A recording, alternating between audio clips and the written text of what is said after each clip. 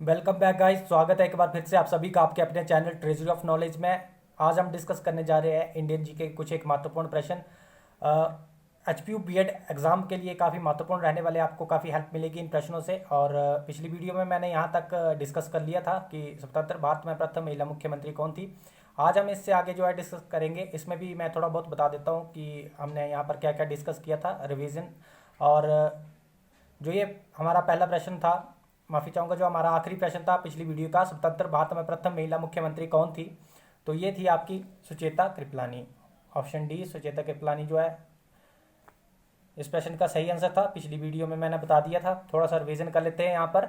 और अगर मैं बात करूँ ऑप्शन बी में, आप लोग देख पा रहे होंगे सरोजिनी नायडू, इनके बारे में भी मैंने बता दिया था कि ये पहली महिला राज्यपाल थी भारत की। भारत की पहली महिला राज्यपाल कौन थी? सरोजिनी नायडू। ये भी मैंने पिछली वीडियो में बताया था। और कहाँ की थी ये? उत्तर प्रदेश की बनी थी पहली राज्यपाल सरोजिनी नायडू। और सुचेता कृपलानी जो पहली महिला मुख्यमंत्री है, ये भी उत्तर प्रदेश की ही जो है मुख्यमंत्री बनी थी। और ऑप्शन ए के बारे में भी मैंने डिस्कस किया था, आप लोगों को रिमाइंड है तो। विजय लक्ष्मी पंडित जो है ये यूएनओ में पहली भारतीय महिला थी जो राजदूत थी, एम्बेसडर थी, इंडियन एम्बेसडर पहली महिला विजय लक्ष्मी पंडित यूएनओ में, यूनाइटेड नेशन ऑर्गेनाइजेशन में।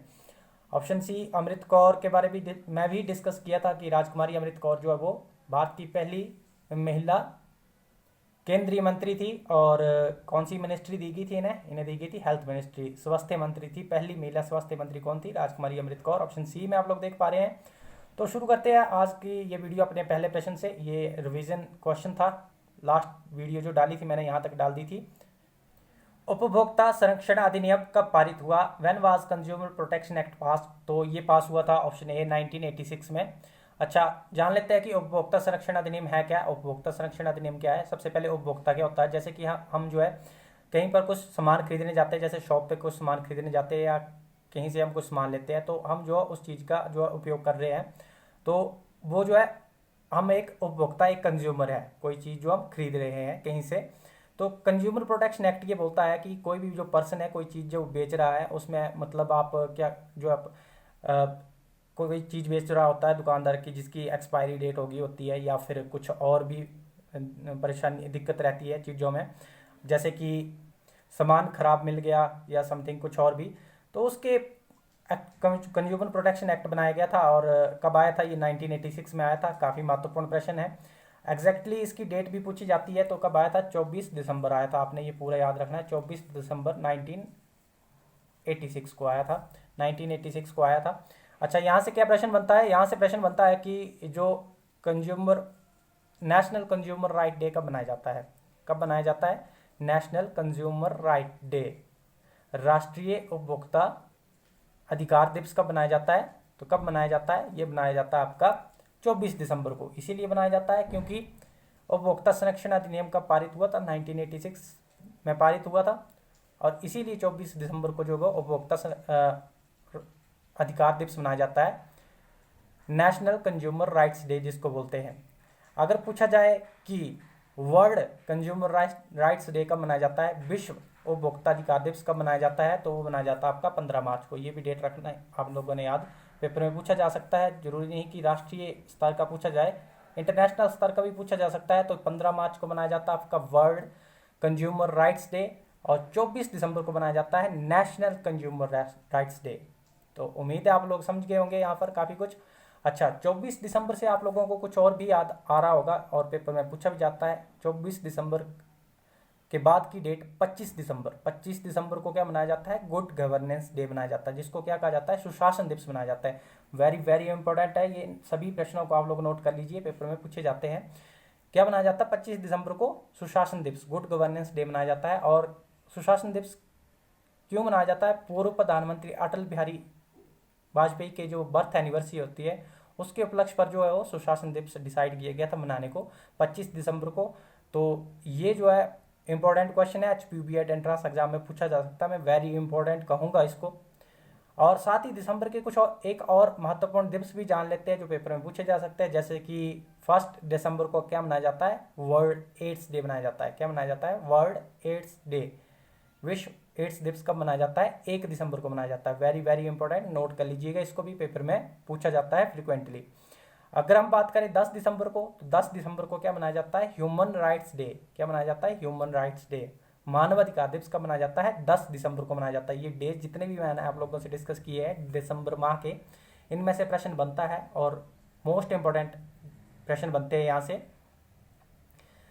ह्यूमन राइट्स डे क्या होता है? ह्यूमन राइट्स डे का मतलब है जैसे मानवाधिकार दिवस जिसको कहते हैं। मानवाधिकार क्या हो सकता है? जैसे फ्रीडम हो सकती है, इक्वालिटी हो सकती है, डिग्निटी हो सकती है, मतलब आज़ादी हो सकती है जिसको हम कहते हैं इक्वालिटी, समानता के अधिकार है हमारे पास, हमें सबको इक्वल ट्रीटमेंट, मतलब हमें इक्वल ट्रीट किया जाना चाहिए, किसी के साथ भेदभाव नहीं किया जाना चाहिए। तो यही है ह्यूमन राइट। और ह्यूमन राइट डे का मनाया जाता है, ये मनाया जाता है आपका 10 दिसंबर को। काफ़ी महत्वपूर्ण प्रश्न है, नोट जरूर कर लीजिएगा। उम्मीद है आप लोग यहाँ पर काफ़ी कुछ समझ गए होंगे। मूव करते हैं नेक्स्ट क्वेश्चन की ओर। भारतीय राष्ट्रीय कांग्रेस के प्रथम मुस्लिम अध्यक्ष कौन थे? Who was the first Muslim president of INC, Indian national Congress? तो काफ़ी महत्वपूर्ण प्रश्न है, यहाँ से बहुत ज़्यादा प्रश्न बनते हो, काफ़ी इंपॉर्टेंट प्रश्न भी बनते हैं। तो हम इनको थोड़ा सा डिटेल में देखेंगे। सबसे पहले तो आप लोगों ने ये ध्यान रखना है कि भारतीय राष्ट्रीय कांग्रेस आईएनसी जिसको आप कहते हैं इंडियन नेशनल कांग्रेस, इसके जो पहले मुस्लिम अध्यक्ष थे वो थे आपके बदरुद्दीन तैयब जी। कौन थे? बदरुद्दीन तैयब जी जो थे पहले मुस्लिम अध्यक्ष थे। 1887 से 1888 तक जो है वो आईएनसी के अध्यक्ष रहे थे। ये 1887 टू 1888 तक जो क्या रहे, ये इंडियन नेशनल कांग्रेस के अध्यक्ष रहे थे, पहले मुस्लिम अध्यक्ष थे ये। काफ़ी इंपॉर्टेंट प्रश्न है, पेपर में पूछा जाता है बार बार। आईएनसी के बारे में भी जान लेते हैं। आईएनसी की स्थापना कब हुई थी? पेपर में प्रश्न बनता है कब हुई थी? 1885 को हुई है। आईएनसी इंडियन नेशनल कांग्रेस की स्थापना कब हुई है? 1885 को हुई है। पेपर में बहुत बार पूछा जाता है, स्टार लगा देता हूँ, काफ़ी इंपॉर्टेंट प्रश्न है। और ये भी पूछा जाता है कि आईएनसी की स्थापना की किसने थी? तो ए.ओ. ह्यूम द्वारा जो है आईएनसी की स्थापना की गई थी। इंडियन नेशनल कांग्रेस की स्थापना किसके द्वारा की गई थी? ए.ओ. ह्यूम द्वारा की गई थी। अच्छा, इससे और क्या प्रश्न बनता है? एक प्रश्न इस प्रकार से बनता है कि इंडियन नेशनल कांग्रेस के प्रथम अध्यक्ष कौन थे? तो इंडियन नेशनल कांग्रेस के प्रथम अध्यक्ष कौन थे? W.C. बनर्जी, व्योमेश चंद्र बनर्जी भी इनका पूरा नाम है, पेपर में पूछा जाता है, मोस्ट इंपोर्टेंट कहूँगा। और 1885 में ये अध्यक्ष बने थे। ऑब्वियसली जब एस्टेब्लिश की गई होगी तभी जो है इसके जो चेयरमैन बनाए गए होंगे, अध्यक्ष बनाए गए होंगे। तो 1885 में जो पहली बार अध्यक्ष बने हैं आईएनसी के, भारतीय राष्ट्रीय कांग्रेस के, इंडियन नेशनल कांग्रेस के, कौन बने हैं? व्योमेश चंद्र बनर्जी। कई बार W.C. बनर्जी भी लिखा आता है। काफ़ी इंपॉर्टेंट क्वेश्चन है, इसको भी नोट कर लीजिएगा, वेरी वेरी इंपॉर्टेंट मैं इसको कहूँगा। अगर पूछा जाए कि स्थापना किसने की है आईएनसी की, तो आपने क्या आंसर करना है? ए.ओ. ह्यूम। और पूछा जाए कि पहले अध्यक्ष कौन थे, तो क्या आंसर करना है? W.C. बनर्जी। अगर पूछा जाए कि भारतीय राष्ट्रीय कांग्रेस के पहले मुस्लिम अध्यक्ष कौन थे, तो बदरुद्दीन तैयब जी। तो उम्मीद है यहाँ पर आप लोग काफ़ी कुछ समझ गए होंगे। और भी हम कुछ एक महत्वपूर्ण फैक्ट डिस्कस कर लेते हैं आईएनसी के। दो और महत्वपूर्ण प्रश्न बनते हैं इससे कि अगर ऐसा पूछा जाए कि इंडियन नेशनल कांग्रेस की पहली महिला अध्यक्ष कौन थी? प्रश्न को ध्यान से समझना है। इंडियन नेशनल कांग्रेस की पहली महिला अध्यक्ष कौन थी? तो वो थी आपकी एनी बेसेंट। लेकिन आप लोगों को प्रश्न इस प्रकार से आए कि इंडियन नेशनल कांग्रेस की पहली भारतीय महिला अध्यक्ष कौन थी? अभी भारतीय मूल की बात की जा रही है कि जो भारत की महिला थी पहली, एनी बेसेंट जो थी वो तो फॉरेनर थी। तो अभी क्या पूछा जा रहा है कि भारत की, जो भारत की होनी चाहिए, जिसका बर्थ जो है वो भारत में होना चाहिए, तो वो कौन थी? वो थी आपकी सरोजिनी नायडू। आईएनसी अध्यक्ष की बात कर रहा हूँ, महिला, प्रथम महिला भारतीय अध्यक्ष की, मतलब भारतीय प्रथम महिला अध्यक्ष की बात कर रहा हूँ मैं। आईएनसी की, इंडियन नेशनल कांग्रेस की कौन सी थी? अगर भारतीय लगा दिया जाए प्रश्न में, तो आप लोगों ने किसको आंसर करना है? सरोजिनी नायडू को। अगर सिंपल पूछा जाए कि आईएनसी की पहली महिला अध्यक्ष कौन थी, तो एनी बेसेंट जो इसका सही आंसर होगा। अच्छा, अगर मैं बताऊं यहाँ पर कि अगर जो सरोजिनी नायडू है ये कब जो है आईएनसी की अध्यक्ष बनी थी, पहले मैं यहाँ पर क्लियर कर देता हूँ, उम्मीद है आप लोगों ने नोट कर दिया होगा इसको। ये बनी थी आपकी 1925 में। कब बनी थी? 1925 में जो है सरोजिनी नायडू जो है आईएनसी की अध्यक्ष बनी थी। और अगर मैं बात करूं बाकी ऑप्शंस की, सलीमुल्लाह खां की, तो सलीमुल्लाह खां से क्या आता है कि मुस्लिम लीग की स्थापना किसने की थी? तो मुस्लिम लीग की स्थापना की थी आपकी सलीमुल्लाह खां, आगा खां और साथ में थे आपके मोहम्मद अली जिन्ना। तो मोहम्मद अली जिन्ना, सलीमुल्लाह खां और आगा खां जो थे, इन्होंने जो है मुस्लिम लीग की स्थापना की थी। और कब की थी? 1906 में की थी। ये भी काफ़ी इंपॉर्टेंट प्रश्न है, इसको भी नोट कर लीजिएगा, वेरी वेरी इंपॉर्टेंट कहूँगा मैं। पूछा जाता है कि मुस्लिम लीग की स्थापना कब हुई थी? तो 1906 में हुई थी। किसके द्वारा की गई थी? तो सलीमुल्लाह खां के द्वारा की गई थी। आपने मेजर नाम याद रखना है, ऑप्शन बी में आप लोग देख पा रहे होंगे, सलीमुल्लाह खां जो थे मेन थे जिन्होंने मुस्लिम लीग की स्थापना की थी। इनके साथ में एज ए मेंबर आगा खां और मोहम्मद अली जिन्ना भी थे। पेपर में अगर पूछा जाए कि मुस्लिम लीग की स्थापना किसने की थी, तो ऑप्शन में आए तो सलीमुल्लाह खां को जो आपने टिक करना है। अगर हम बात करें आगा खां के बारे में, मैंने बता दिया है। और सैयद अहमद खान की मैं अगर बात करूँ, ये भी काफ़ी फेमस पर्सनैलिटी रहे हैं भारतीय इतिहास में। और इन्होंने क्या किया है? अलीगढ़ मुस्लिम यूनिवर्सिटी की जो है स्थापना की है। ये जो मुस्लिम शिक्षा के में काफ़ी एक सोशलिस्ट रिफॉर्मर रहे हैं, इन्होंने जो है काफ़ी बल दिया था शिक्षा के क्षेत्र में मुस्लिमों को लेकर। तो इन्होंने जो अलीगढ़ मुस्लिम यूनिवर्सिटी जो है AMU, उसको उसके फाउंडर माने जाते हैं सैयद अहमद खान। काफ़ी इंपॉर्टेंट क्वेश्चन है, पेपर में बनता भी है। तो मैंने यहाँ पर काफ़ी कुछ आप लोगों से डिस्कस कर लिया है। और अगर मैंने यहाँ पर एक बात मैं बताना भूल गया हूँ, जैसे सलीमुल्लाह खान ने जो है मुस्लिम लीग की स्थापना की है 1906 में। तो ये भी पूछा जाता है कि कहाँ की है, तो ढाका में की है। कहाँ की है? ढाका में की है। ढाका किसकी राजधानी है? बांग्लादेश की राजधानी है। तो उम्मीद है आप लोग इसको भी याद रखेंगे। एक और प्रश्न आता है INC से, इंडियन नेशनल कांग्रेस से। तो इंडियन नेशनल कांग्रेस जो दो भागों में कब बंटी थी? दो भागों में बटी थी 1907 में। 1906 के बाद 1907 आपने याद रखना है। 1907 में जो है इंडियन नेशनल कांग्रेस जो दो भागों में विभाजित होगी थी। कौन कौन से? धर्म दल और गर्म दल, जिसको किस नाम से जाना जाता है? सूरत स्प्लिट के नाम से जाना जाता है। 1907 में, ये डेट आप लोग याद रखेंगे, मोस्ट इंपॉर्टेंट है, पेपर में पूछी जाती है। मैंने यहाँ पर काफ़ी कुछ आप लोगों से डिस्कस कर लिया है, उम्मीद है आप लोगों ने नोट भी कर लिया होगा। और यहाँ से प्रश्न बनते ही बनते हैं, जितने भी मैंने आप लोगों से डिस्कस किए हैं। मूव करते हैं अपने नेक्स्ट क्वेश्चन की ओर। शिमला की यात्रा करने वाले भारत के प्रथम गवर्नर जनरल थे। तो शिमला की यात्रा करने वाले भारत के प्रथम गवर्नर जनरल रहे आपके लॉर्ड एमहर्स्ट। ऑप्शन डी इसका बिल्कुल सही आंसर होगा। लॉर्ड एमहर्स्ट ने कब जो है शिमला की यात्रा की थी? 1827 में। कब? 1827 में जो है लॉर्ड एमहर्स्ट जो है वो शिमला आने वाले प्रथम गवर्नर जनरल थे। अच्छा, यहाँ से एक और प्रश्न बनता है कि शिमला की खोज किसने की थी? एक प्रश्न ये भी बनता है। तो किसने की थी? लेफ्टिनेंट रोज ने की थी। किसने की थी? लेफ्टिनेंट रोज ने जो है शिमला की खोज की थी। और कब की थी? 1819 में। कब की थी? 1819 में की थी शिमला की खोज। ये पेपर में प्रश्न बनता है। अगर मैं बात करूं लॉर्ड मिंटो की, ऑप्शन ए में देख पा रहे होंगे, यहाँ से बहुत सारे प्रश्न बनते हैं। तो लॉर्ड मिंटो से क्या प्रश्न बनता है आपका कि लॉर्ड मिंटो के टाइम में एक मार्ले मिंटो सुधार का आप लोगों ने नाम सुना होगा डेफिनेटली। कब आया था? 1909 में आया था। 1909 में क्या आया था? मार्ले मिंटो सुधार आया था, एक एक्ट आया था जिसको मार्ले मिंटो सुधार कहा जाता है। ये दो पर्सन थे, एक मिंटो जो कि उस समय वाइसराय हुआ करते थे भारत के। 1905 में इनको अपॉइंट किया गया था। और इनके साथ में एक भारत के सचिव भी थे जिनका क्या नाम था? मार्ले। तो मार्ले मिंटो सुधार उसको कहा जाता है। और इसमें क्या किया गया था? इन्होंने जो सांप्रदायिक निर्वाचन की बात की थी, मतलब कॉम्युनल इलेक्ट्रल की बात की थी इन्होंने 1909 में, कि जैसे कम्युनिटी के आधार पर जो है इलेक्ट किए जाएंगे। जैसे कि मुस्लिम जो अपने नेता खुद चुन सकते हैं और मुस्लिम जो मुस्लिम को ही वोट करेगा, सिख जो सिख लोग को वोट करेगा। यही सांप्रदायिक निर्वाचन था। और ये कब आया था? 1909 में आया था, जिसको क्या कहा जाता है? मार्ले मिंटो सुधार कहा जाता है। काफ़ी इंपॉर्टेंट है, पेपर में पूछा जाता है, डेट याद रखिएगा 1909। अगर मैं बात करूं लॉर्ड डलहौजी की, ऑप्शन बी में आप लोग देख पा रहे होंगे, इनका कार्यकाल रहा है 1848 से लेकर 1856 तक। ये कार्यकाल आप लोगों को मेरे ख्याल से याद रखने चाहिए, क्योंकि इससे काफ़ी कुछ क्वेश्चन जो है वो सॉल्व हो जाते हैं अगर आप हमें इनका जो टाइम पीरियड याद है तो लॉर्ड डलहौजी से एक क्वेश्चन क्या आता है? लॉर्ड डलहौजी से प्रश्न आता है कि हड़प की नीति किसने शुरू की थी? हड़प की नीति शुरू की थी लॉर्ड डलहौजी ने, जिसको डॉक्ट्राइन ऑफ लैप्स भी कहते हैं अंग्रेजी में। आप लोग पूछेंगे कि सर हड़प की नीति है क्या? हड़प की नीति है आपकी, जैसे कि किसी राज्य जहाँ पर राजा है और उनकी जो है संतानें नहीं है आगे, मतलब तो उनके जो जितने भी राज्य है वो अंग्रेजी शासन के अधीन हो जाएगा ऑटोमेटिकली ही, क्योंकि अंग्रेज जो उस समय काफ़ी पावरफुल थे। तो ये जो हड़प की नीति चलाई थी, ये चलाई थी आपकी लॉर्ड डलहौजी ने। उम्मीद आप लोग समझ गए होंगे कि हड़प की नीति क्या है, कि जिस राजा या किस राज्य के में आगे शासन चलाने वाला नहीं है, तो उसका जो है पूरा राज्य जो वो किस में विलय हो जाएगा? अंग्रेजी सरकार में विलय हो जाएगा। तो उम्मीद है आप लोग हड़प की नीति को समझ गए होंगे।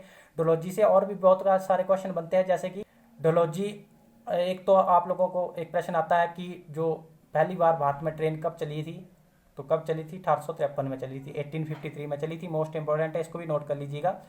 तो ये ऐसा भी पूछा जाता है कि किसके शासनकाल में चली थी, तो ऑब्वियसली देख पा रहे होंगे आप लोग कि 1848 से 1856 तक का कार्यकाल रहा है लॉर्ड डलहौजी का। तो 1853 में चली, तो ऑब्वियसली उस टाइम जो रहे होंगे लॉर्ड डलहौजी रहे होंगे। तो इसीलिए जो है लॉर्ड डलहौजी को क्या कहा जाता है, रेलवे के जनक भी कहा जाता है। क्या कहा जाता है, रेलवे के जनक भी कहा जाता है। मोस्ट इंपॉर्टेंट है, पेपर में पूछा जाता है। प्रश्न इस प्रकार से आता है कि भारतीय रेलवे के जनक किसे कहा जाता है, तो किसको कहा जाता है, लॉर्ड डलहौजी को कहा जाता है। डायरेक्ट क्वेश्चन आता है इस प्रकार से, उम्मीद है आप लोग नोट कर रहे होंगे। और लॉर्ड डलहौजी से एक और मोस्ट इंपॉर्टेंट क्वेश्चन बनता है कि जो भारत की ग्रीष्मकालीन राजधानी जो शिफ्ट की थी शिमला, वो किसने की थी, वो भी की थी आपकी लॉर्ड डलहौजी ने ही की थी। मोस्ट इंपॉर्टेंट क्वेश्चन है, वेरी वेरी इंपॉर्टेंट मैं कहूँगा इसको, एचपीयू बीएड एंट्रेंस एग्जाम में पूछा जा सकता है। इनसे एक और प्रश्न आता है कि हिंदुस्तान तिब्बत रोड का जो किसने बनाया था, हिंदुस्तान तिब्बत रोड किसने बनाया था, वो भी लॉर्ड डलहौजी ने ही बनवाया हुआ है। काफ़ी इंपॉर्टेंट क्वेश्चन है, इसको भी नोट कर लीजिएगा। अगर हम बात करें ऑप्शन सी की, लॉर्ड कर्जन की, माफ़ी चाहूँगा एक क्वेश्चन और छूट गया है लॉर्ड डलहौजी से जो पेपर में पूछा जा सकता है एचपीयू बीएड एंट्रेंस एग्जाम में, वो ये कि वुड्स डिस्पैच कब आया था। कमेटी और कमीशन में जरूर ये प्रश्न पूछा जाता है कि वुड्स डिस्पैच कब आया था एक, और वुड्स डिस्पैच की जो रिकमेंडेशन थी वो क्या थी। तो सबसे पहले तो आप लोगों ने ध्यान रखना है कि वुड्स डिस्पैच आया था 1854 में। कब आया था, 1854 में। नेशनल कमेटी एंड कमीशन के जो सेक्शन रहता है एचपीयू बीएड एंट्रेंस एग्जाम में, उसमें पूछा जा सकता है कब आया था वुड्स डिस्पैच, 1854 में। अब आप लोग देख ही पा रहे होंगे कि 1854 का जो शासनकाल है किनका है, लॉर्ड डलहौजी का है। अगर हम बात करें लॉर्ड कर्जन की, तो इनसे क्या क्वेश्चन बनता है लॉर्ड कर्जन से कि जो शिमला काल का रेलवे लाइन का उद्घाटन किसने किया है, तो लॉर्ड कर्जन ने किया है। दूसरा क्वेश्चन आता है कि बंगाल विभाजन किसने किया है, तो वो भी लॉर्ड कर्जन ने किया है। और पूछा जाए कि बंगाल विभाजन कब हुआ था, तो 1905 में हुआ था। बंगाल विभाजन का मतलब है जो आपका ये पश्चिम बंगाल है, पूरा बांग्लादेश वाला जोन, इसको सेपरेट कर दिया था, अलग अलग कर दिया था, दो भागों में विभाजित कर दिया था। इसको ही बंगाल विभाजन कहा जाता है। और किसने किया था, लॉर्ड कर्जन ने किया था। और कब किया था, 1905 में किया था। उम्मीद है यहाँ पर आप लोगों ने काफ़ी कुछ जानकारी प्राप्त कर ली होगी। अगर आप लोगों को वीडियो अच्छी लग रही है, इन्फॉर्मेशन आपको अच्छी लग रही है, तो वीडियो को लाइक और शेयर जरूर कर दीजिएगा। मूव करते हैं अपने नेक्स्ट क्वेश्चन की ओर। संसद का निम्न सदन कौन सा होता है, which is the lower house of parliament. तो काफ़ी आसान क्वेश्चन था मेरे अकॉर्डिंगली। ऑप्शन बी इसका सही आंसर होगा। लोकसभा जो होती है वो लोअर हाउस होती है संसद की। संसद कैसे बनती है आपकी, लोकसभा, राज्यसभा और राष्ट्रपति, इन तीनों से मिलकर जो है वो संसद बनती है। मतलब संसद कब कहते हैं, जब ये तीनों बनते हैं, लोकसभा, राज्यसभा और तीसरा कौन सा बताया मैंने, राष्ट्रपति। तो जो संसद का निम्न सदन होता है वो लोकसभा को कहते हैं, और संसद का उच्च सदन राज्यसभा को कहते हैं। ऐसा प्रश्न भी आ सकता है कि संसद का उच्च सदन कौन सा होता है, तो राज्यसभा होता है। और पूछा जाए कि संसद का, पूछा जा रहा है जैसे संसद का निम्न सदन कौन सा होता है, तो लोकसभा होता है। अच्छा, अपर हाउस और लोअर हाउस जिसको हम कहते हैं। अगर हम बात करें वर्तमान में लोकसभा के जो अध्यक्ष है वो कौन से है, माफी चाहूँगा, स्पीकर कौन है, लोकसभा के स्पीकर कौन है, ओम बिरला। इसको भी नाम याद रखिएगा, पेपर में पूछे जाते हैं ऐसे नाम, चेयरपर्सन, स्पीकर्स के नाम जरूर पूछे जाते हैं। वेरी वेरी इंपॉर्टेंट कहूँगा, इनको नोट जरूर करते रहिएगा और फोकस देकर ही इसको याद रखिएगा। अगर हम बात करें राज्यसभा का अध्यक्ष कौन होता है, पेपर में प्रश्न इस प्रकार से भी आता है। ऑप्शन आएंगे आपको कि राज्यसभा का अध्यक्ष कौन सा होता है, नीचे ऑप्शन होंगे, राष्ट्रपति होता है, उपराष्ट्रपति होता है, लोकसभा का स्पीकर होता है, या फिर आपका उपराष्ट्रपति होता है। तो राज्यसभा का जो अध्यक्ष होता है वो उपराष्ट्रपति होता है। अब आप लोग पूछेंगे कि वर्तमान में उपराष्ट्रपति है कौन, तो कौन है, जगदीप धनखड़ है। कौन, जगदीप धनखड़। जो इससे पहले जो जगदीप धनखड़ जी जो है वो वेस्ट बंगाल के गवर्नर हुआ करते थे। अभी वर्तमान में ये उपराष्ट्रपति है भारत के। और राष्ट्रपति कौन है भारत की, द्रौपदी मुर्मू। तो जगदीप धनखड़ जी उपराष्ट्रपति जो भारत के हैं, यही जो है राज्यसभा के अध्यक्ष होते हैं, अध्यक्ष है मतलब। और आप लोगों ने याद रखना कि उपराष्ट्रपति जो है राज्यसभा का अध्यक्ष होता है। और लोकसभा स्पीकर जो होता है, लोकसभा का जो अध्यक्ष होता है, उसको जो वो एक जो पहली मीटिंग होती है लोकसभा की, उसमें जनरल इलेक्शन द्वारा जो है इलेक्ट किया जाता है, जिसको ओम बिरला को जो है अभी वर्तमान में लोकसभा का अध्यक्ष, लोकसभा स्पीकर जिसको कहते हैं, बनाया गया हुआ है। तो उम्मीद है यहाँ पर आप लोग काफ़ी कुछ समझ गए होंगे। अच्छा, एक प्रश्न और आता है राज्यसभा से, ऑप्शन सी में आप लोग देख पा रहे होंगे कि राज्यसभा के सदस्यों का कार्यकाल कितने वर्षों का होता है, तो 6 वर्षों का होता है। जैसे मैंने आप लोगों को बताया था कि चीफ इलेक्शन कमिश्नर जो होता है उनका कार्यकाल भी 6 वर्षों का होता है। चीफ इलेक्शन कमीशन वाला मुख्य चुनाव आयुक्त जिसको कहते हैं। तो यहाँ से प्रश्न बनते हैं, काफ़ी कुछ मैं कंसेप्चुअली क्लियर करने की कोशिश करता हूँ। तो उम्मीद है आप लोगों के जो कंसेप्ट है वो स्ट्रॉन्ग भी होते होंगे, और अगर होते हैं तो लाइक ज़रूर कर दीजिएगा वीडियो को, और नीचे कमेंट में भी अपनी प्रेजेंस को शो करिएगा। मूव करते हैं अपने नेक्स्ट क्वेश्चन की ओर। ये जितनी भी वीडियो मैं आप लोगों के साथ अभी शेयर कर रहा होता हूँ, इनको आप लोगों ने नोट्स जरूर बनाते रहना है, और ये जो है आप लोगों को काफ़ी हेल्प मिलेगी इन वीडियोज़ से HPU BEd एंट्रेंस एग्जाम में। नेक्स्ट क्वेश्चन है, उच्च न्यायालय के मुख्य न्यायाधीश और अन्य न्यायाधीशों की नियुक्ति की जाती है, तो the chief justice and other जजेस of the high court are appointed by. तो जो मुख्य न्यायाधीशों की नियुक्ति की जाती है वो की जाती है आपकी राष्ट्रपति द्वारा। किसके द्वारा की जाती है? राष्ट्रपति द्वारा की जाती है। ऑप्शन ए इसका बिल्कुल सही आंसर होगा। जितनी भी बड़े पद होते हैं उनकी जो नियुक्तियां हैं वो सभी राष्ट्रपति के द्वारा ही की जाती है। वर्तमान में राष्ट्रपति कौन है? द्रौपदी मुर्मू। मैंने आप लोगों को बता दिया है। चीफ जस्टिस ऑफ इंडिया की जो नियुक्ति करता है वो कौन करता है? राष्ट्रपति ही करता है। राज्य के राज्यपाल अपॉइंट कौन करता है? राष्ट्रपति ही करता है। कैग की बात की जाए, कंट्रोलर अटॉर्नी जनरल जिसको हम कहते हैं, उनकी नियुक्ति भी कौन करता है? राष्ट्रपति ही करता है। ये काफ़ी इंपॉर्टेंट है। जितनी भी बड़ी बड़ी पोजीशंस होती है उनकी जो अपॉइंटमेंट्स देते हैं वो दिए जाते हैं राष्ट्रपति के ही द्वारा। तो उम्मीद है इसको भी आप लोग नोट रखेंगे, काफ़ी इंपॉर्टेंट क्वेश्चन है। मूव करते हैं अपने नेक्स्ट क्वेश्चन की ओर। माफ़ी चाहूँगा यहाँ पर, जो राज्य के न्यायाधीश होते हैं, यहाँ पर प्रश्न में पूछा जा रहा है, जो राज्य के न्यायाधीश होते हैं जैसे हिमाचल हाई कोर्ट के जो जज है उनकी नियुक्ति भी राष्ट्रपति द्वारा की जाती है। पेपर में पूछा जा रहा है यही। और CJI की भी कौन करता है? राष्ट्रपति ही करता है। और चीफ इलेक्शन कमिश्नर की नियुक्ति भी कौन करता है? राष्ट्रपति ही करता है। मैंने बता दिया है कि जो भी बड़ी पोजीशंस होती है उनके जो अपॉइंटमेंट्स देते हैं वो राष्ट्रपति ही देते हैं। आप लोगों ने ध्यान रखना है। किस महासागर को रिंग ऑफ फायर भी कहा जाता है? ये प्रश्न काफ़ी बार पूछा जाता है और काफ़ी इंपॉर्टेंट प्रश्न भी है। तो रिंग ऑफ फायर कहा जाता है आपका पैसिफिक ओशियन को। ऑप्शन सी इसका बिल्कुल सही आंसर है। पैसिफिक ओशियन को क्या कहा जाता है? रिंग ऑफ फायर कहा जाता है। अब आप पूछेंगे कि सर इसको रिंग ऑफ फायर क्यों कहा जाता है? तो इसको रिंग ऑफ फायर इसलिए कहा जाता है क्योंकि इस जोन में जो सबसे ज़्यादा जो ज्वालामुखी फटते हैं और साथ ही बहुत सारे भूकंप भी आते हैं, जिस कारण इसको रिंग ऑफ फायर कहा जाता है। तो उम्मीद है आप लोग कंसेप्ट समझ गए होंगे कि पैसिफिक ओशियन को, प्रशांत महासागर जिसको हम कहते हैं, इसको रिंग ऑफ फायर क्यों कहा जाता है? क्योंकि यहाँ पर बहुत ज़्यादा ज्वालामुखी विस्फोट होते रहते हैं और साथ ही अर्थक्वेक भी आते रहते हैं, इसलिए इसको रिंग ऑफ फायर कहा जाता है। और साथ ही ऐसा प्रश्न आया कि विश्व का सबसे बड़ा महासागर कौन सा है? तो प्रशांत महासागर है। ये भी नोट रखिएगा, वेरी वेरी इंपॉर्टेंट, कंफ्यूज नहीं करना है। अच्छा, इन जनरली है कितने हमारे अर्थ पे कितने महासागर है? वर्ल्ड में कितने महासागर है? कितने महासागर है? 4 महासागर है। कौन कौन से हैं? तो एक है आपका अंटार्कटिक महासागर, एक है आपका पैसिफिक ओशियन जो मैंने अभी बताया, एक है आपका आर्टिक ओशियन, एक आपका हिंद महासागर। ये 4 महासागर है और 7 महाद्वीप है जिसको कॉन्टिनेंट कहते हैं। महाद्वीप कौन होते हैं? जो कौन से होते हैं? जो भूमि का हिस्सा होता है पृथ्वी पर, जितना बड़ा भूमि का हिस्सा है, अलग अलग हिस्सों में टूटा हुआ है, अलग अलग जगह है, उसको महाद्वीप कहते हैं। तो कितने महाद्वीप है? 7 महाद्वीप है। अब आप लोग पूछेंगे कि सर कौन कौन से है? एक है आपका north America, south America, Africa, Asia, Europe और आपका ऑस्ट्रेलिया और अंटार्कटिका। तो ये 7 महाद्वीप है। महासागर 4, महाद्वीप 7। तो ऐसा भी प्रश्न आता है कि सबसे छोटा महाद्वीप कौन सा है? तो सबसे छोटा महाद्वीप कौन सा है? ऑस्ट्रेलिया है। इसको भी याद रखिएगा। अगर पूछा जाए सबसे बड़ा महाद्वीप कौन सा है? तो एशिया है। इसको भी याद रखिएगा, काफ़ी इंपॉर्टेंट प्रश्न है, बनते हैं पेपर में, HPU BEd एंट्रेंस एग्जाम में पूछे जाते हैं। तो यहाँ पर मैंने काफ़ी कुछ डिस्कस कर दिया आप लोगों से। मूव करते हैं अपने नेक्स्ट क्वेश्चन की ओर।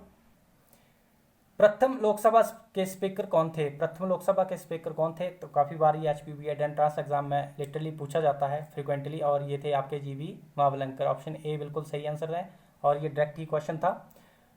इस प्रश्न को आप लोग जरूर हाईलाइट करके नोट कर लीजिएगा, पेपर में जरूर ये प्रश्न पूछा जाता है कि प्रथम लोकसभा के स्पीकर कौन थे? तो GV महावलंकर जी जो थे प्रथम लोकसभा के स्पीकर थे। डायरेक्ट क्वेश्चन था। मूव करते हैं अपने नेक्स्ट क्वेश्चन की ओर।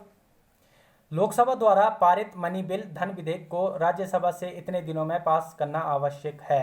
तो जो मनी बिल होता है इसको 14 दिनों के अंदर जो है वो राज्यसभा को पास करना होता है। लोकसभा से पहले जो प्रश्न इस प्रकार से भी आता है कि धन विधेयक जो कहाँ लाया जाता है? तो ओनली ऑन कहाँ लाया जाता है? इंट्रोड्यूस कहाँ किया जाता है? लोकसभा में किया जाता है। और इसको जो है 14 दिनों के अंदर जो है राज्यसभा को आगे पास करना होता है। पेपर में प्रश्न इस प्रकार से भी आता है कि धन विधेयक जो वो आर्टिकल कौन से आर्टिकल में आता है, तो ये आता है आपका आर्टिकल 110। इस आर्टिकल को भी आप लोग नोट रखेंगे, वेरी वेरी इंपॉर्टेंट कहूँगा। धन विधेयक का आर्टिकल कौन सा है, कौन से अनुच्छेद में आता है, संविधान के कौन से अनुच्छेद में जो है धन विधेयक है, तो धन विधेयक जो है 110 जो है आर्टिकल है। मोस्ट इंपॉर्टेंट क्वेश्चन है, वेरी वेरी इंपॉर्टेंट मैं इसको कहूँगा। इसको भी नोट रखिएगा कि 14 दिनों के अंदर में जो है राज्यसभा को जो वो उसे पास करना होता है। तो मूव करते हैं अपने नेक्स्ट क्वेश्चन की ओर। काफ़ी महत्वपूर्ण प्रश्न है, नोट कर लीजिएगा। भारत में मुस्लिम लीग की स्थापना किसने की थी? भारत में मुस्लिम लीग की स्थापना की थी नवाब सलीमुल्लाह। जैसे मैंने पहले बता ही दिया है, इनको नवाब सलीमुल्लाह या ख्वाजा सलीमुल्लाह या सलीमुल्लाह खां भी लिख देते हैं, तो यही एक ही बात है और इन्हीं का नाम है ये। और नवाब सलीमुल्लाह जो है ऑप्शन सी इसका बिल्कुल सही आंसर होगा। भारत में मुस्लिम लीग की स्थापना की थी, कब की थी? 1906 में की गई थी मुस्लिम लीग की स्थापना। मैंने पहले भी बता दिया, एक बार फिर से बता देता हूँ, 1906 में जो मुस्लिम लीग की स्थापना की गई थी। बाकी हम बात कर लेते हैं, जैसे कि सैयद अहमद खान, इनके बारे में मैंने आप लोगों को बता दिया है कि इन्होंने जो है वो अलीगढ़ मुस्लिम यूनिवर्सिटी के जो है फाउंडर माने जाते हैं। काफ़ी इंपॉर्टेंट नाम है, ध्यान रखिएगा, लाइटली मत लीजिएगा। और मोहम्मद अली जिन्ना, ऑप्शन बी में आप लोग देख पा रहे होंगे, एम ए जिन्ना लिखा हुआ है। ये जो है जब मुस्लिम लीग बन रही थी तो इनके जो एक मेंबर के रूप में, एक्टिव मेंबर के रूप में थे मोहम्मद अली जिन्ना। तो मूव करते हैं अपने नेक्स्ट क्वेश्चन की ओर। अगला प्रश्न है हमारा, स्वराज पार्टी की स्थापना किस वर्ष में हुई थी? तो ये हुई है 1923 में। और एक प्रश्न और बनता है यहाँ से कि स्वराज पार्टी की स्थापना की किसने थी? तो मोतीलाल नेहरू ने की थी। मोतीलाल नेहरू कौन थे? मोतीलाल नेहरू थे आपके पंडित जवाहरलाल नेहरू के फादर। तो इसको भी नोट रखिएगा, मोस्ट इंपॉर्टेंट है, वेरी वेरी इंपॉर्टेंट मैं इसको कहूँगा। साथ ही इनके साथ में एक और शख्सियत थे, चित्तरंजन दास। कौन कौन? दो शख्सियत थे जिन्होंने स्वराज पार्टी की जो है स्थापना की थी 1923 में, एक मोतीलाल नेहरू, दूसरे Chittaranjan Das. Very very important, paper में पूछा जाता है।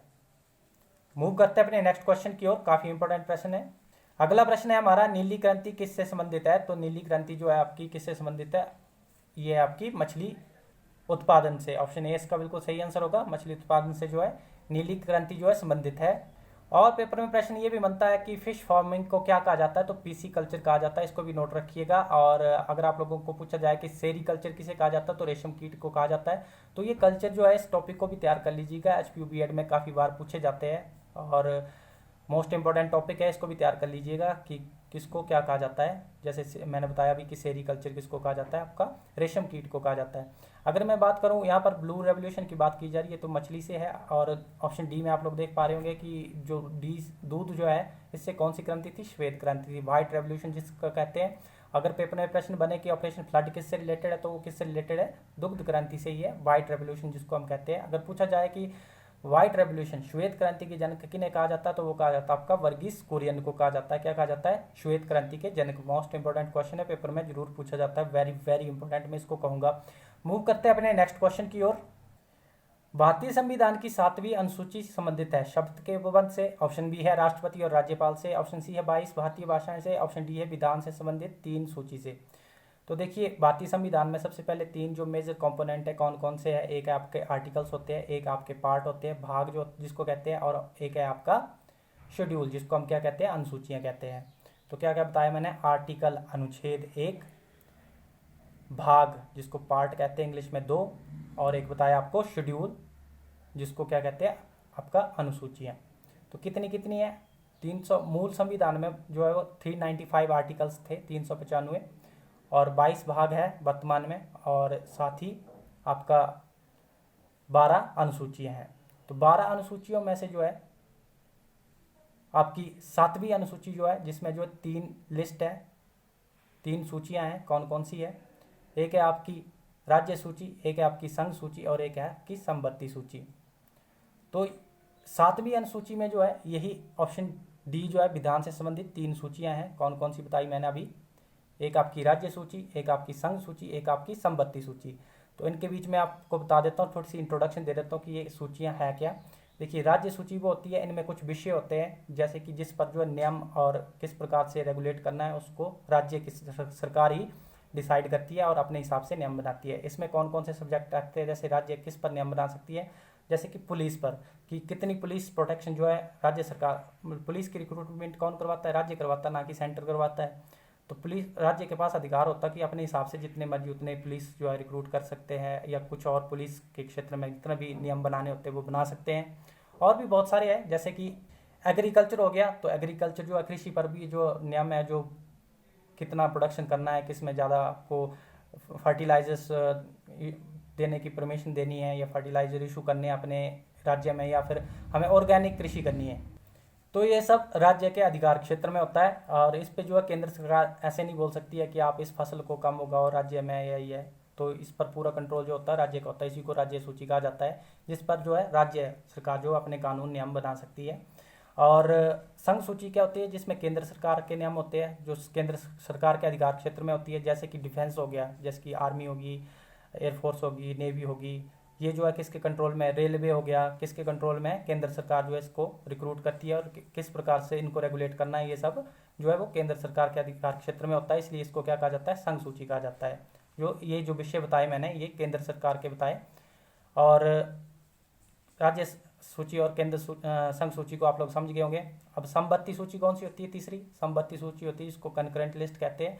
समवर्ती सूची में जो है राज्य सरकार और केंद्र सरकार दोनों ही नियम बना सकती है, लेकिन कई बार अगर उनका क्लैश हो जाता है राज्य सरकार और केंद्र सरकार का, तो जो फाइनल जो माना जाएगा वो केंद्र सरकार का ही माना जाएगा।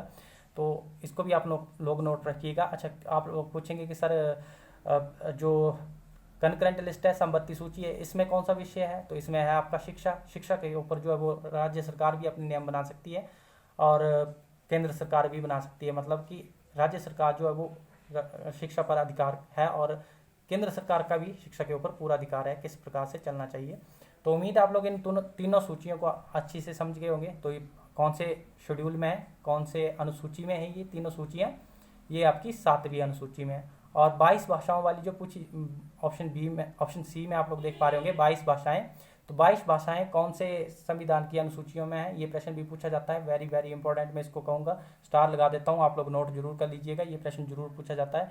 22 भारतीय भाषाएं जो ऑफिशियल लैंग्वेज है भारत की 22, वो कौन से जो है अनुसूची में है, तो ये है आपकी 8वीं अनुसूची में, इसको भी नोट रखिएगा। एक और आता है आपकी दल बदल कानून, जो वो कौन सी अनुसूची में है, तो वो है आपके 10वीं अनुसूची में। 11वीं अनुसूची पंचायत से रिलेटेड है, और 12वीं अनुसूची जो वो आपकी नगर पालिकाओं से रिलेटेड है। तो ये सब भी आप लोग ध्यान रखिएगा, पेपर में जरूर पूछी जाती है। यहाँ पर मैंने आप लोगों से काफ़ी कुछ डिस्कस कर लिया है, और उम्मीद है आप लोग समझ भी गए होंगे। काफ़ी इंपॉर्टेंट क्वेश्चन बनते हैं यहाँ पर, और आपका कंसेप्ट भी काफ़ी क्लियर हुए होंगे। मूव करते हैं अपने नेक्स्ट क्वेश्चन की ओर। भारत में पंचायती राज व्यवस्था किसके अंतर्गत निर्धारित की गई है, तो भारत में जो पंचायती राज व्यवस्था है ये की गई आपकी राज्य के नीति निर्देशक तत्व के में जो है निर्धारित की गई है। आर्टिकल 36 से लेकर 51 तक जो है वो आपके राज्य के नीति निर्देशक तत्व है। कहाँ तक, आर्टिकल 36 से लेकर 51 तक जो है वो क्या है, आपके राज्य के नीति निर्देशक तत्व है। और डीपीएसपी जिसको कहते हैं, डायरेक्टिव पॉलिसी ऑफ, माफ़ी चाहूँगा, directive principle of state policy जिसको हम कहते हैं, directive principle of state policy, राज्य के नीति निर्देशक तत्व जिसको कहते हैं, आर्टिकल 36 से लेकर 51 तक। और इन्हीं आर्टिकलों में से एक आर्टिकल है आपका आर्टिकल 40, जिसमें जो है क्या कहा गया है, किसकी बात की गई है, पंचायती राज व्यवस्था की बात की गई है। आर्टिकल 40 ये काफ़ी इंपॉर्टेंट आर्टिकल है, इसको भी याद रखिएगा। और कहाँ से कहाँ तक आपके डीपीएसपी राज्य के नीति निर्देशक तत्व 36 से लेकर 51 आर्टिकल जो है संविधान के, वो किसको बिलोंग करते हैं, राज्य के नीति निर्देशक तत्व को बिलोंग करते हैं। और ये भी प्रश्न आता है कि राज्य के नीति निर्देशक तत्व या directive principle of state policy जो है वो कहाँ से ली गई है, तो आयरलैंड से ली गई है। कौन सी चीज़ वो कहाँ से बोरो की गई है, संविधान का कौन सा कंपोनेंट जो है वो कहाँ से बोरो किया गया है, कहाँ से लिया गया है। यहाँ से भी आज बीएड में काफ़ी क्वेश्चन बनते हैं, तो ये भी इंपॉर्टेंट टॉपिक है, इसको भी जरूर तैयार कर लीजिएगा, इस बार काफ़ी इंपॉर्टेंट है। उम्मीद है यहाँ पर आप लोग काफ़ी कुछ समझ गए होंगे। मूव करते हैं अपने नेक्स्ट क्वेश्चन की ओर। भारत के संविधान की किस अनुसूची में अनेक राज्यों में अनुसूचित क्षेत्रों के प्रशासन और नियंत्रण के लिए विशेष प्रावधान है, तो schedule of constitution of India contains special provision पूछा जा रहा है। तो ये जो है आपकी कौन सी अनुसूची है, 5वीं अनुसूची है, जिसमें SC/ST की बात की गई है, शेड्यूल ट्राइब की स्पेशली, जिसमें जो है विशेष अधिकार प्राप्त है प्रशासन का। और एक प्रश्न और आता है कि जो विशेष राज्य है वो कौन कौन से है, और आर्टिकल, माफ़ी चाहूँगा, अनुसूची शेड्यूल 6 में आते हैं। तो ये 4 राज्य हैं, इनको भी आप लोगों ने ध्यान रखना है, कौन कौन से है, AM TM से याद रखना है, असम, मेघालय, त्रिपुरा और मिजोरम। ये 4 राज्य जो जनजातीय क्षेत्र जो है इनके पास स्पेशल राइट्स है, जो अपने इनके यहाँ के जो राज्यपाल होते हैं अपने जिला के क्षेत्र को बढ़ा घटा सकते हैं, इनके पास स्पेशल राइट है, अपने हिसाब से जो है वो कर इम्पोज कर सकते हैं, टैक्स जिसको कहते हैं किसी भी चीज़ पर। तो इनके पास स्पेशल राइट्स है। और अभी हाल ही में जो करंट की बात करूँ तो लद्दाख जो यूनियन टेरेटरी है वो भी अपने आप को केंद्र सरकार से मांग कर रही है कि उनको भी जो है 6th शेड्यूल में डाला जाए। बाकी अगर हम बात करें अनुसूची की तो इसमें जो प्रशासन और नियंत्रण के लिए जो विशेष प्रावधान है वो एसटी के लिए, शेड्यूल ट्राइब के लिए जो ट्राइबल एरियाज है वो है आपके 8 शेड्यूल अनुसूची 5वीं में। तो इसको भी ध्यान रखेंगे। अनुसूचियों के बारे में मैंने आप लोगों को काफ़ी कुछ डिस्कस कर दिया है, 12 अनुसूचियाँ हैं। और मूव करते हैं अपने नेक्स्ट क्वेश्चन की ओर। और ये आज का हमारा आखिरी प्रश्न भी है। भारत के राष्ट्रपति आदेश द्वारा वित्त आयोग का गठन कर सकते हैं। तो ऑप्शन ए है तीसरे वर्ष, 5वें वर्ष, 7वें वर्ष या 5वें वर्ष या पूर्व आवश्यकता अनुसार। तो देखिए यहाँ पर ऑप्शन बी और डी काफ़ी सिमिलर है, तो इसका जो वैसे सही आंसर है वो है ऑप्शन डी, 5वें वर्ष या पूर्व आवश्यकता अनुसार। क्योंकि जो है 5 वर्षों तक या उससे अर्लियर तक जो है वो एज नेसेसरी, जहाँ तक इनको नेसेसरी लगता है तब तक जो है वो राष्ट्रपति आदेश द्वारा वित्त आयोग का गठन किया जा सकता है। और वित्त आयोग का मैंने एक आर्टिकल भी डिस्कस किया था, आप लोगों को याद होगा। तो 280 जो है वो फाइनेंस कमीशन का जो है आर्टिकल है, इसमें मेंशन किया गया है फाइनेंस कमीशन के का अनुच्छेद 280। भारतीय संविधान का अनुच्छेद 280 किससे संबंधित है? पेपर में प्रश्न इस प्रकार से आ सकता है, बोला जाएगा कि धन विधेयक से है, वित्त आयोग से है, या 2 ऑप्शन और हो गए। तो 280 जो आर्टिकल है 280 ये किससे रिलेटेड है? आपका वित्त आयोग के गठन से रिलेटेड है। काफ़ी इंपॉर्टेंट है, पेपर में पूछा जाता है। और जो फाइनेंस कमीशन है ये आपका एक कॉन्स्टिट्यूशनल बॉडी भी होती है, ऑब्वियसली पता लग ही गया होगा, अगर आर्टिकल में मेंशन है तो वो कॉन्स्टिट्यूशनल बॉडी ही कहलाती है। तो उम्मीद है आप लोगों को वीडियो अच्छी लगी होगी। ये आज का हमारा आखिरी क्वेश्चन भी था। अगर आप लोगों को वीडियो अच्छी लगी है तो लाइक और शेयर जरूर कर दीजिएगा, और साथ ही अगर आप लोगों ने चैनल को सब्सक्राइब नहीं किया तो चैनल को भी सब्सक्राइब जरूर कर लीजिएगा। Thank you so much.